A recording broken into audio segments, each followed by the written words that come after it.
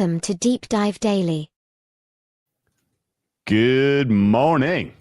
It is July, Andy. We have entered the dog days of summer for sure. Why are you making that face? It's July? It is July 1st. It's Wow. July 1st already. Wow. Yes, summer is going to evaporate. It is going to melt faster than an ice cube out on the hot Minnesota asphalt. The action is hot over in Wimbledon. Wild day yesterday. I have managed to avoid any damage so far. I'm artfully dodging any of these true upsets in any of the bets that I've placed, which is thankful. Our defending women's champion staving off a very, very difficult challenge from Alex Ayala. The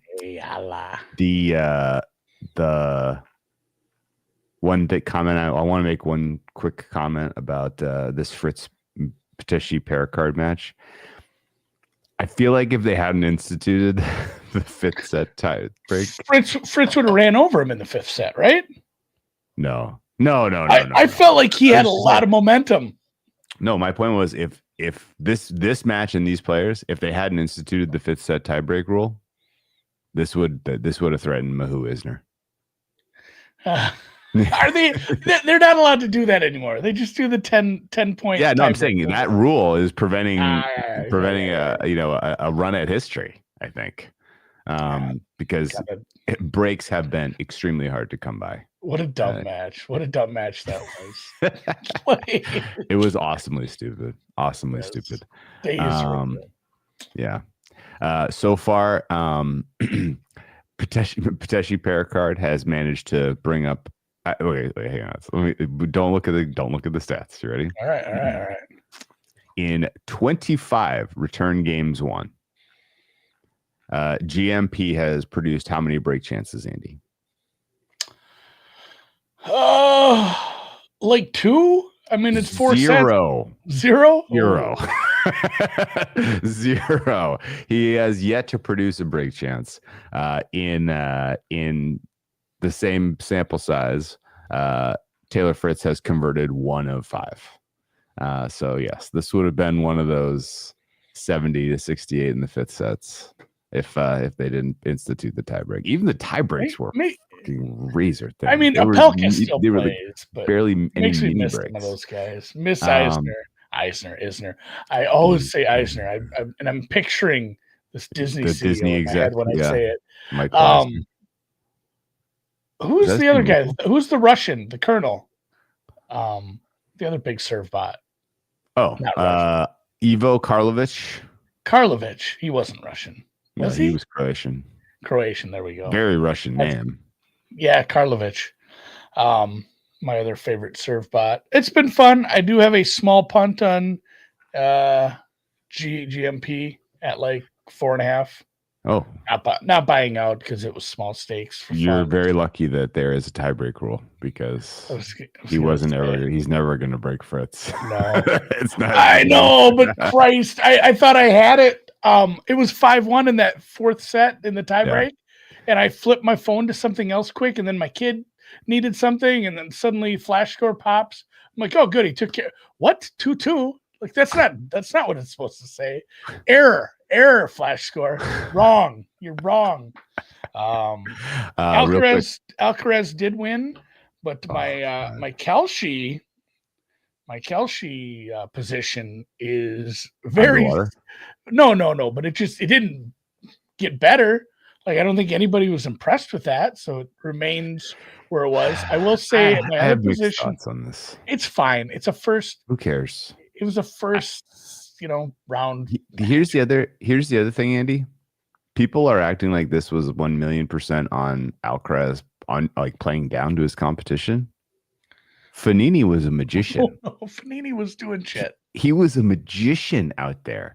Did you see the point that he got the maybe deuce in the I want to say it's the third set towards the end where he does the stab over the back, goes over the net.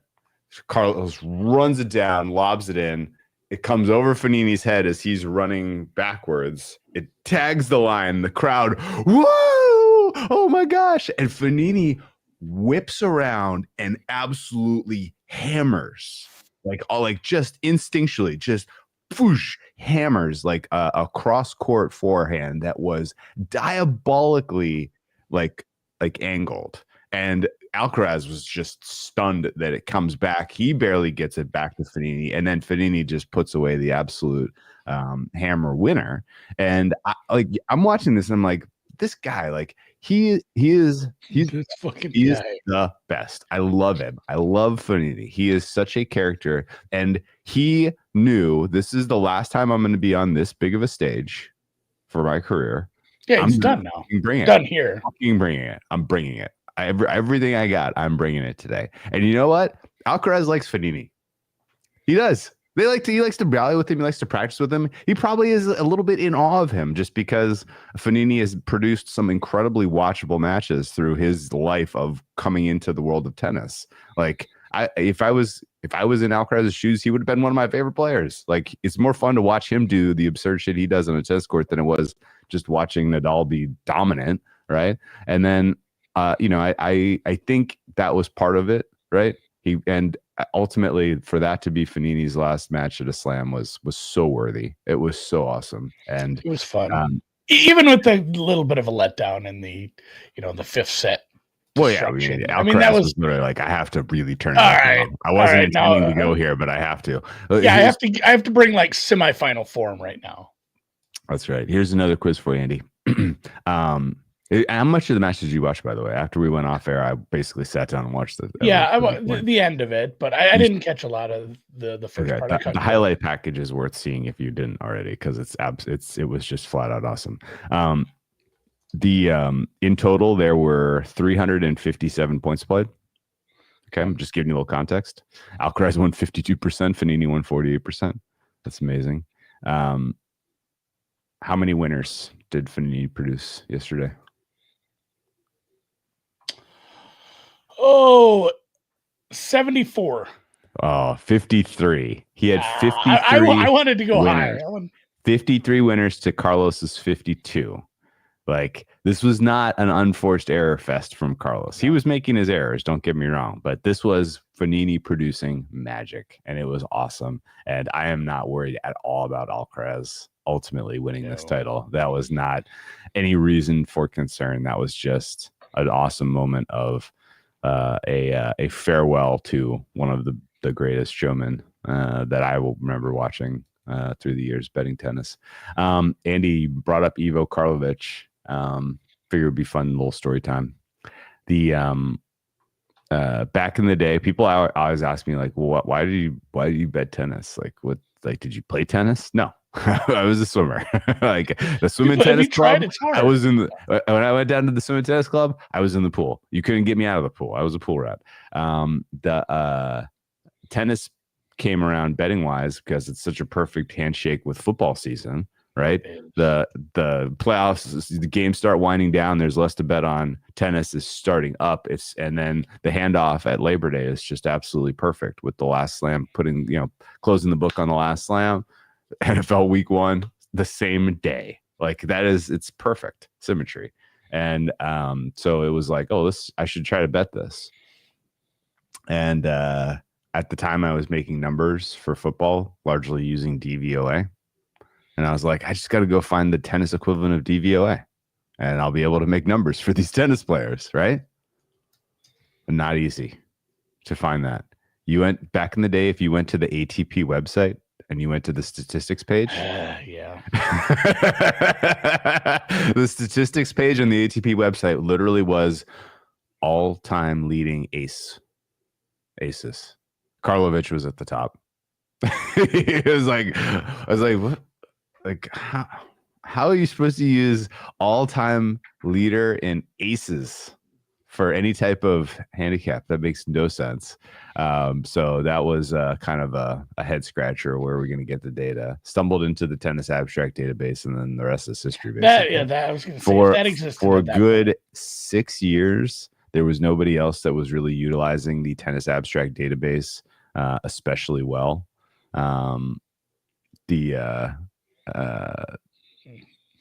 Yeah, go ahead with Nick. I've got you off track now. Yeah. Nick, but Just yeah, had a for winner at Musselburgh. Musselburgh. I'm going to say it Musselburgh, and I'm going to guess Scotland. I have no idea. It's got to be horse racing because he's Yeah, got it's the horse avatar. well, he's a horse race better, and I think he's UK based. He's at least European based at a minimum.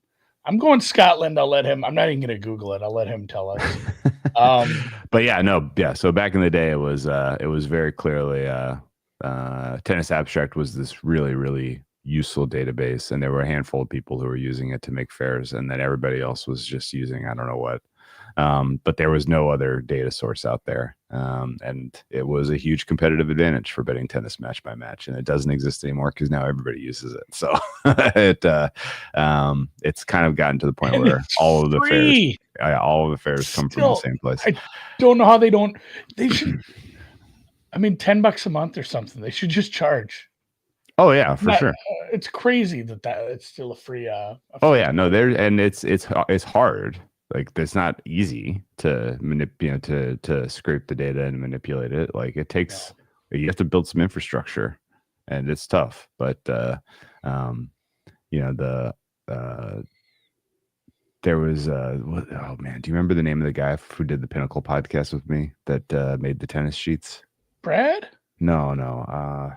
Oh, geez, that was forever ago, man. Tennis. He was he's tennis and cricket guy, and now he just does cricket. I can't. Why am I drawing him like Dan Weston? There you go. Yeah. Dan Weston used to create the break hold numbers.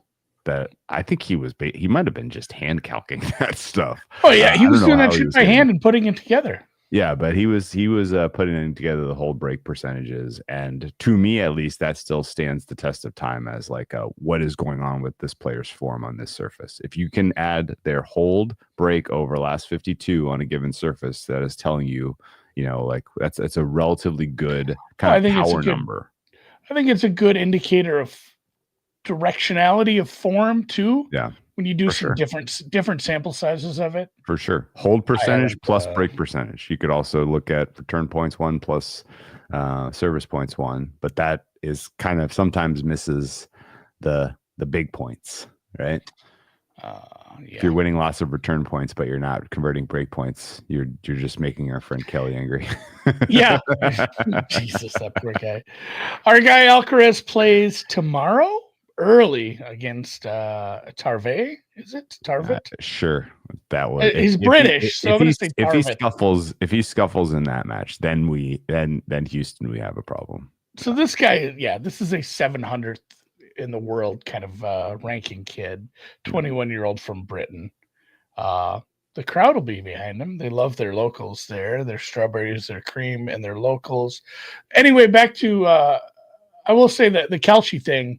Like I said, Alcaraz didn't gain any in the market on Kalshi, but I woke up to find Man City eliminated by God knows where this Al Hilal, I think a Saudi Arabian team or something that probably just paid to be in this tournament. So Man City is gone from my half of the bracket, and my Chelsea probability doubled.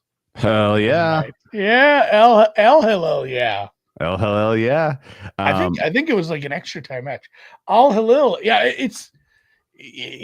I went and looked. I'm like, what is this fucking team? And it's not like some shit team that lucked their way into it. It's a good enough team. It's one of the better teams from there, but still, I do believe Man City was favored.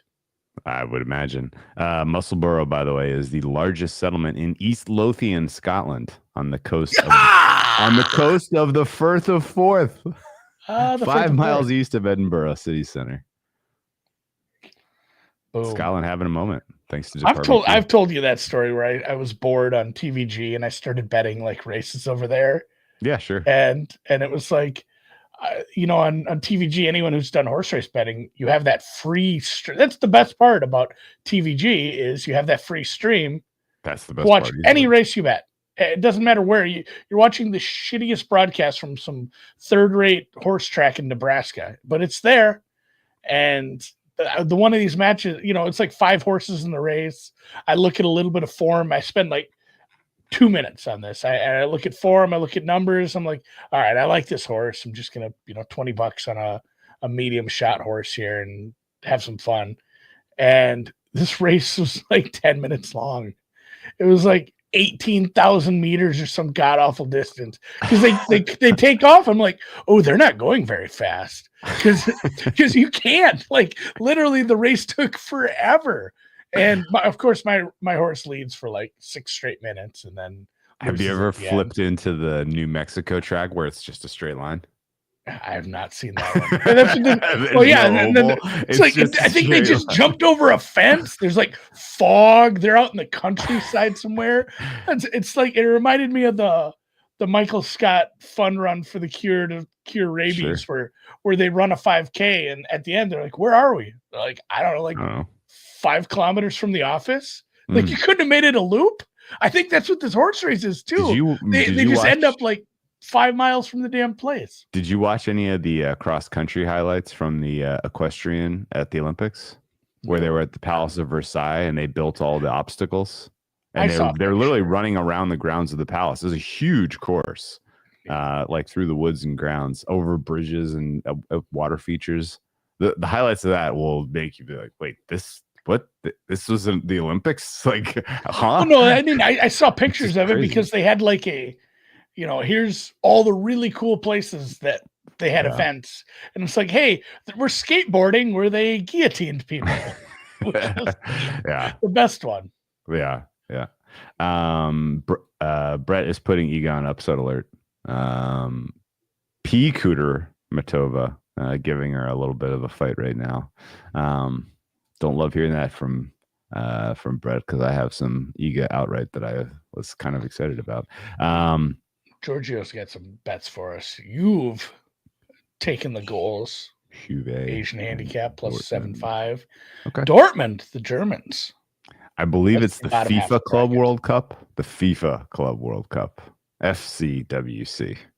Yeah. I don't want to give FIFA any shine. Iga's fine. I don't know, when you were watching the races in Scotland, did you even know you were looking at the coast of the Firth of Forth? Probably not. I don't know that it was that track. It was just one. I think it was an Irish track, honestly. The Firth of Forth, 5 miles east of Edinburgh. Incredible. All right. No other real sincere thoughts is obviously men's Wimbledon starts men's Wimbledon starts July 13th with the final between Sinner and Alcaraz. In my opinion, I'm going to keep saying that until it gets proven untrue. Medvedev being out doesn't really change much, except the door is wide fucking open for my quarter shot and Alejandro Davidovich Fokina. Did you see the quote? Was that a real quote or was that like a Tennis Central thing from Medvedev? Where he's like, this guy could just play like this all the time and be a millionaire. Instead, he plays like this once a year. I didn't know if it was a real quote or not. Because I saw some and Medvedev looked frustrated. Benjamin Bonzi, I'm surprised he didn't say, I guess he had the French brain today. Yeah. That is the tennis inside joke. That's not really that much of a joke. It's not a joke. French brain is for real. There's one tennis brain that all of the men's French tennis players share, and you never know who has it on a given day. Yeah. I mean, if you're going out of decades, who else can win a major in the next decade? Bleak. Well, Musetti, our prince, our third quarter champion in the French Open, the prince who was promised, Lorenzo Musetti, done. Round 1. Did you see who beat him? Basilashvili beat him today. That is embarrassing. A year before Alcaraz started playing, unless you're really in the weeds and you're following like juniors and like up and comers, like a year before Alcaraz started playing any event, I had not heard of him. Like I guarantee there's another, maybe not to the level of that, but there's another Alcaraz, there's another Sinner, there's some Russian kid, there's some Czech kid, the Spaniard, South American. I don't think it's going to be an American, but there's some 14-year-old now that's going to be in a slam final in 3 or 4 years. Like or at least a quarter. That there's always up and comers. I mean, you can't say no. You can't be like, I've dug into all the 15-year-old men's tennis players around the world, and there aren't any.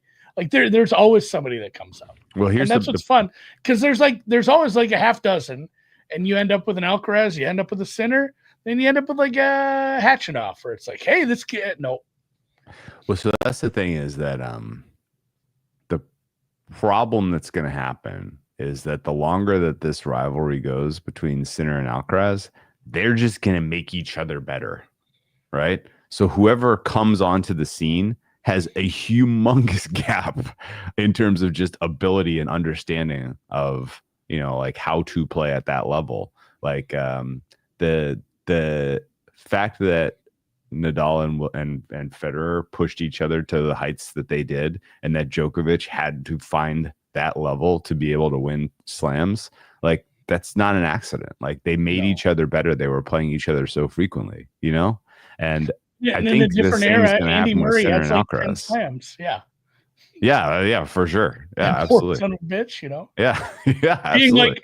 like maybe a top 10 to 15 tennis player of all time, but being the fourth best tennis player of your era. Yeah. Like that sucks. Yeah, the easy answer for sure is Fonseca. Everybody's brought it up already in the chat, but the next guy, Fonseca.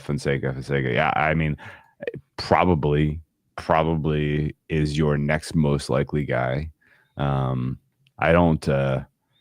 I would say that there's a world where Sinner and Alcaraz win all of the slams for like the next 2.5 years, and then Jack Draper finally wins Wimbledon or something, right? Like that could happen. Fonseca to me he has the seeds of greatness, but he needs to grow a little more. He's still got like you just don't know where the path is. You don't know where the ceiling is for him yet. He needs to grow into a man's body, and then he will be physically able to go toe to toe with some of these guys. He's definitely not there yet, though. He will make some noise, as he is just flat out more talented than a lot of the other kind of journeymen and on this in this tournament. But yeah, it's going to be a little while. All right. No more thoughts here. Yeah, because I got a rip here in a few. I got a golf show coming. We had a off-air production meeting, and NFL previews will start next week, because we did our backwards math and we swore it would be in 2 weeks, and it was not, because of where the 4th of July and Labor Day sit this year. So we have to start NFL previews next week to get them done in time, so that we can preview week 1, September 4th, week 1. All NFL previews this season are brought to you by, Drew, you want to do it? Circa Contests. Yes, we are sponsored by Circa Contests for this 2025 NFL preview series. Be sure to head out to the desert to get your contest entry in for Circa Million 7 or Circa Survivor, the largest guaranteed prize pool of any contest on Earth. It's a lot of money. It is a lot of money. And the beauty of the Circa Contest, Andy, you have to be present to sign up. You do not have to be present to put your picks in. You can have a proxy do it for you. So it does not matter if you are from Nevada, if you live in Las Vegas, if you live adjacent to Las Vegas, you can play from anywhere around the globe. Last year I did an entry for our French friend who never even I don't even know if he's ever been to Las Vegas. So yeah, it is definitely worth heading out to the desert, get your contest entries in, and compete for millions of dollars in prizes. And yeah, Circa rope hats. You get a hat. Even if you do not win the $15 million, you do get a hat. I know Drew and I are going to, in addition to any entries we do, we're going to split a millions this year.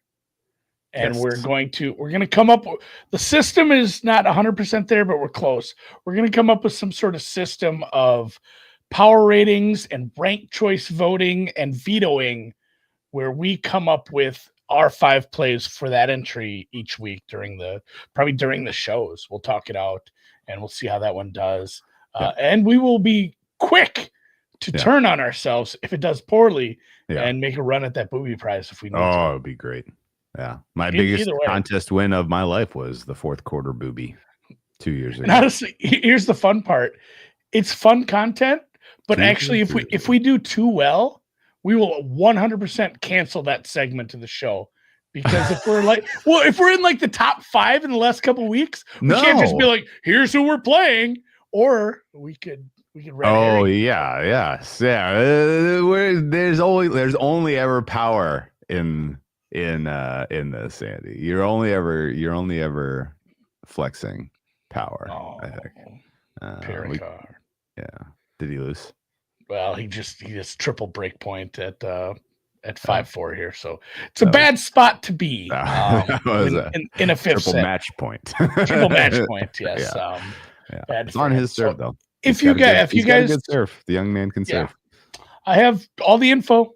If you guys have any questions on the contests, like you said, sign up in Nevada, play from anywhere. Hit us up in the DMs if you have questions. We'll both be out in Vegas this August to do our signing up ourselves. Cannot wait. And we will catch you guys tomorrow. That is it for the week. We're taking the 4th of July weekend off to regroup.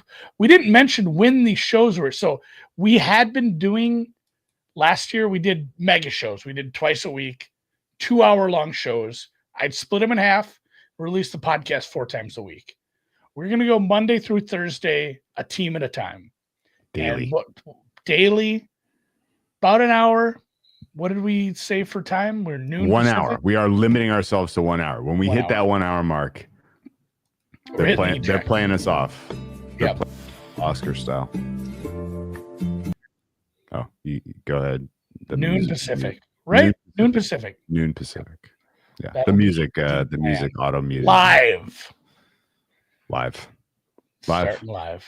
Can't believe it. Noon Pacific daily, and then Fridays this time. Yeah, we'll do a daily one Friday. Daily episodes will still exist because we're gonna want to shoot the shit, cover the news, talk about NBA free agency. Yeah, I have no take. The Western and Southern Open. The important stuff.